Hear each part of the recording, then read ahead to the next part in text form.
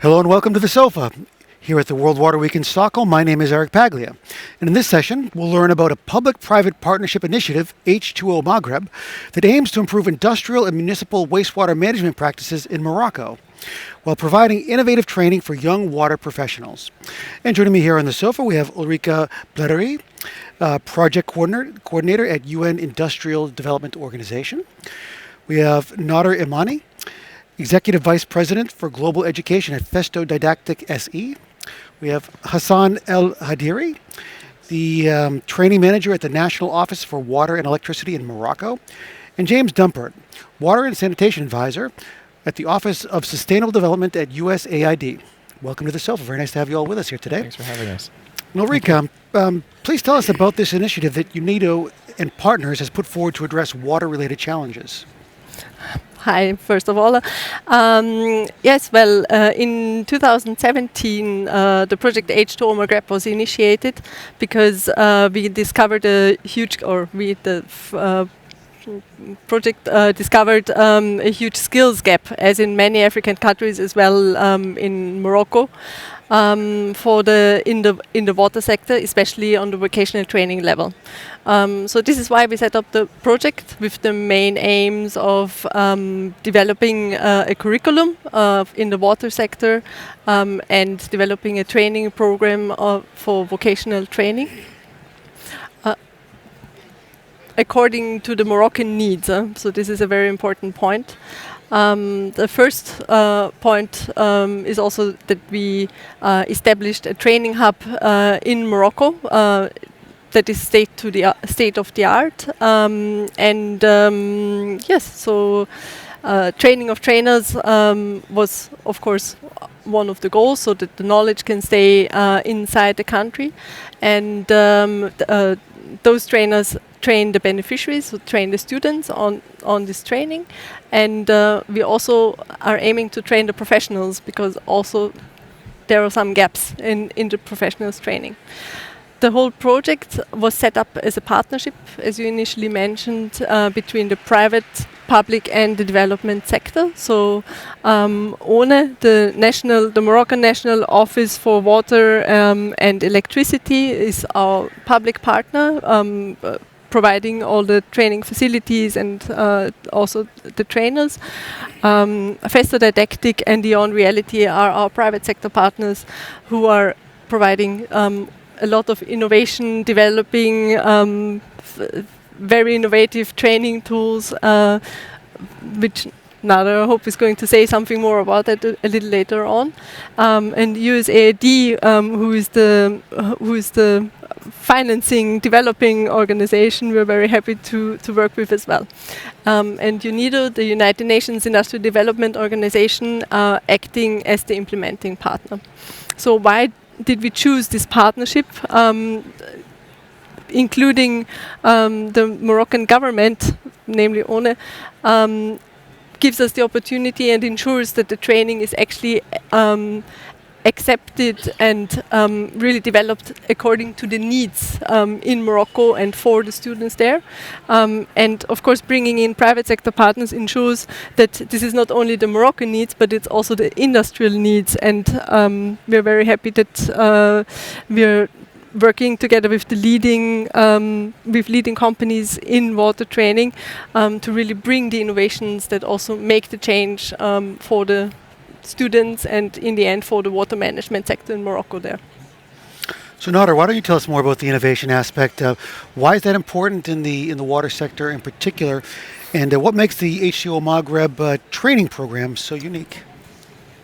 Well, basically the nature is not in position to recycle the water anymore. We are, in the meantime, 7.5 billion humans on the planet. And the quantity of water is just limited. So in other words, we are having every time less water per capita. And since this is a fact, then we have to see how we can solve the problem. And here it is. Technology can help us to solve the problem. And when you really just look around and see what kind of technology we have to bring and embed in the education system, because at the end, those facilities and technologies need to be driven by women and men, then it makes it the project in Morocco so unique, because it's the first time ever that we could really create an education program whether it's an upskilling, reskilling of existing workforce in the water sector, or whether it is to create a new major to become a water technologist. And this has been working out together with the education system in the country, of course with ONE, that's a Water and Electricity Association organization in the country, supported by the USAID and UNIDO. And well, we are very proud of that, because now we are in position to educate people that are a kind of pluridisciplinary. They are having cross-cutting skills and knowledge. They can be at the same time let's say, able to work in mechanical systems, electrical and informatics and computer science, but also having enough understanding in chemical engineering and biological systems, so to have a broad understanding and to be the right skill set for the water technology. So we hope that this is a showcase for not only Morocco, that is planning to recycle, as I know, 96% rest of the water usage. So only 4% of the water is being recycled in Morocco. So you can imagine the opportunity that we have in front of us. But also to the world, that basically 80% of the water consumption right now is actually not recycled. Now, Hassan, how does H2O Maghreb help Morocco solve its water issues, and how exactly will it make a difference? Since 1960, the volume of water in Morocco has decreased by 80%. Morocco is now among 45 countries facing water scarcity, according to World Resources Institute water scarcity map, which reveals Morocco's critical situation. To cope with this situation, Morocco has put in place a strategy plan to sustainable development in the term of ecological imperative and the water security under the direction of His Majesty King Mohammed VI, who insisted on his last speeches on professional training. The H2O Maghreb project is a high-level training and national academic program designed according to international standards, adapted to Moroccan environment, with a modular approach, 19 model speed over 4 area, drinking water, sanitation, operation and maintenance. Apart from virtual reality learning EDS, there is also a different type of educational platform for drinking water and sanitation in high-level conception. They facilitate practical training of students, but we have many more applicants than spots available. This program is popular among students, and positive effects are evident because students are able to quickly find work.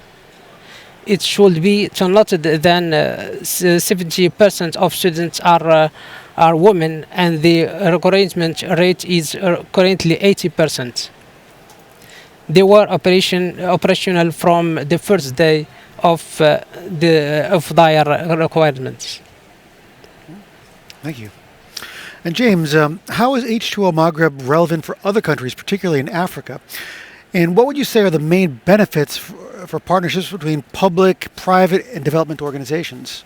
Thanks. It's a really good question. I mean, if we look at the situation in Morocco, right, it's right now facing some serious water scarcity challenges ahead. Right now, I think a WRI report in 2019 listed it as 23rd at risk of facing water scarcity challenges.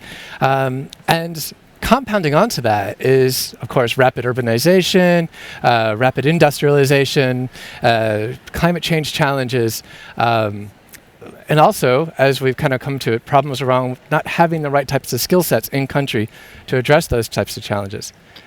That story, though, can be replicated in many, many countries throughout the Middle East and North Africa and throughout sub-Saharan Africa, who are going to be facing similar challenges. I think the same WRI report said by 2025, more than 50% of the countries in Africa are going to be facing water scarcity issues or are going to be experiencing those issues. that's why this program has been so fantastic. It's actually shown a proof of concept that we can sort of develop a program that is inspirational, that is inclusive, that really sort of brings in that local knowledge or pushes up that local knowledge that can help address these challenges that we currently have and that we will have in the future. So yeah, that's why for us it's really great to have the opportunity too to leverage both our work with the Moroccan government, our work with UNIDO, and also the private sector to really leverage all our strengths and weaknesses. So innovation, and then government support is always, and policy is definitely what we think has been of great value to this project and this program, which has made it a great success and which we hope to replicate in other countries. Do you have any other countries in mind at this point? Is there any sort of pilot studies being done anywhere? Or? Yeah, I think if I recall, we're thinking about going down into sub-Saharan Africa. I think is it Senegal? Yes, well, Senegal would be one option, for example. So we're currently exploring different options. Of course, there have to be many factors that work together. But Senegal would be one option. Uganda would be one option. So Burkina Faso another a possibility to replicate the program in French. But it is really planned that we now go out. We prove that this concept works. So we started at a small scale. And now we say, well, yes, our students they have the relevant skills. They can find a job, and the future will prove if the water management as such in the country will be improved. So this is some years to come. But we really want to go out now and replicate this whole project in an English-speaking country, so that we have 2 training hubs, and then take it from there. So we're also in contact with the African Water Association, and we're looking forward that under this umbrella, the training can be really a basis that sets a standard for the whole continent. Of course, this is future melodies, let's put it that way, but this is definitely what we have in mind, and what is the greater picture of this project. What are the next steps for the H2O Maghreb project in Morocco? In Morocco, we're really very happy to work together with ONE, because they're a great partner and they really took the ownership. So our work in Morocco is in sense, of course, to further support ONE, but to really make them independent, so that they can continue the training on their own. They have the knowledge to further develop training modules, to see where are the needs, and to really run the show on their own. So this is also one of our big wishes, that it's not we come in, we train the people, then we're out and everything stays the same, but there's this change of mind and the knowledge stays within the country and can actually develop a life of their own. I can put that question to all of you. What do you see as your parts in the project in the years ahead? The training the training program established at ONI, National Office of Electricity and Drinking Water.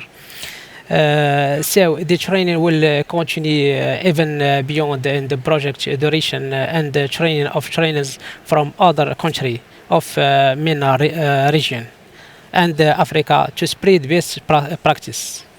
So the program has potential to succeed if it is replicated, and there is interest to expand.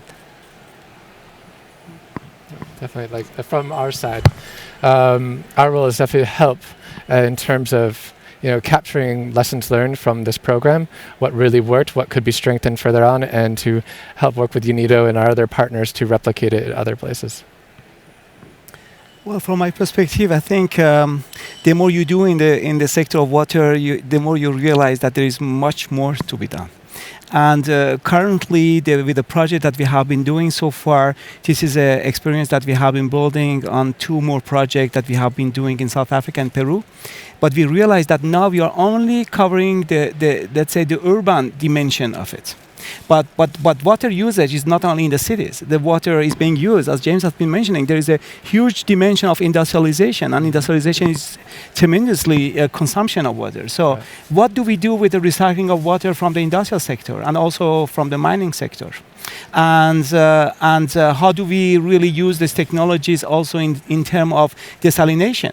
Because here there is another challenge in front of us. So I do believe that there is the road ahead of us is long, but it is worth to be taken it because water it offers opportunity, of course, for health, for economy, for you just name it. But more importantly, and this has been also mentioned by Hassan, jobs.